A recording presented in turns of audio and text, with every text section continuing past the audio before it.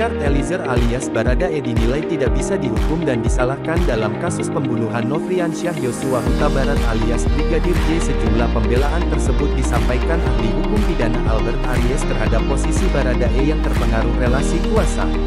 Berdasar keterangan tersebut, anggota tim pengacara Baradae, Fredrik Inakunari, menilai kliennya jelas layak untuk dibebaskan. Ditemui seusai persidangan di Pengadilan Negeri Jakarta Selatan, Rabu tanggal 28 Desember tahun 2022, Fredrik menyebut bahwa Baradae hanyalah alat. Pemuda 24 tahun tersebut terpaksa menjalankan perintah atasan dan terbukti tidak menghendaki kematian Brigadir J. Dalam hal ini baik ahli yang dihadirkan JPU maupun ahli kita tadi membuat clear bahwa dalam konteks ini Richard Eliezer adalah tool atau alat, oleh karena itu ia tidak dapat dituntut pertanggungjawaban pidana. Ini jelas sekali dari berbagai teori, bahkan kemarin ahli yang diajukan pihak Ferdy Sambo menyatakan bahwa pasal 55 bahwa orang yang menyuruh melakukan dialah yang bertanggung jawab. Sedangkan yang disuruh tidak dapat dituntut pertanggungjawaban pidana. Sebelumnya dalam persidangan, Albert Aries menerangkan bahwa perbuatan melawan hukum dapat dihapuskan.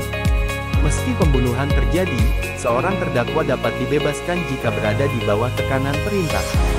Pada hakikat orang itu tidak boleh membunuh, orang itu tidak boleh merusak barang milik orang lain dan mengambil milik orang lain, terang Aries. Tetapi karena perintah tersebut, elemen dari perbuatan melawan hukum itu dihapuskan. Karena yang disuruh ini tidak ada pertanggungjawaban dan tidak ada kesalahan. Menurut Albert Aries, mereka yang memerintahkan melakukan pidana justru adalah orang yang harus bertanggung jawab. Pasalnya, mereka yang memerintah dianggap telah melakukan kejahatan itu dengan tangannya sendiri. Maka mohon izin majelis menggunakan bahasan Latin, cui mandat ipse fecit videtur, siapa yang memerintah dianggap telah melakukan sendiri, terang Albert Aries.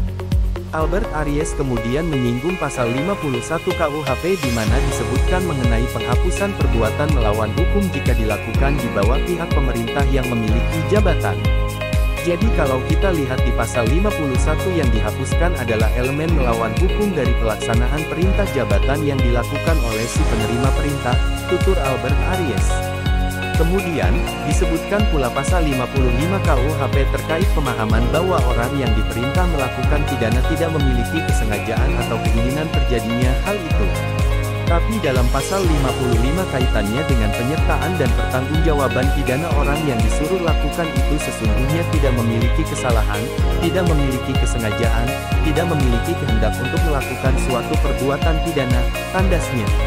Pengacara Richard Eliezer, Baradae, Roni Talapesi, menyangkal tudingan pihak Ferdy Sambo soal adanya kesalahan interpretasi perintah. Roni mengklaim sempat menginterogasi Ferdy Sambo sendiri mengenai hal tersebut. Ia pun menyinggung janji Ferdy Sambo dan istri, Putri Chandrawati untuk memberikan Baradae uang sebesar 1 miliar rupiah. Sebagaimana diketahui, terdapat perbedaan keterangan antara Ferdy Sambo dan Baradae terkait kasus pembunuhan berencana Nofriansyah Yosua Huta Barat alias Brigadir J. Menurut Baradae, ia diperintahkan dengan kata-kata, tembak, sementara Ferdy Sambo menyangkal dan menyatakan hanya berkata, hajar.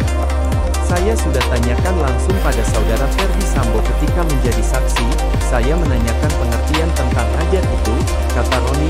Ferdy Sambo sendiri yang menjawab, bahwa, saya tidak mengerti apakah hajar itu pukul, tendang atau tembak, tetapi yang mau saya sampaikan saya mau bertanggung jawab.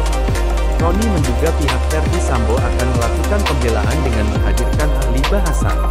Di sisi lain, Roni mempertanyakan, jika Ferdy Sambo meminta Baradae menghajar, mengapa setelah itu ia menjanjikan uang dan merusak barang bukti di TKP? Logikanya begini,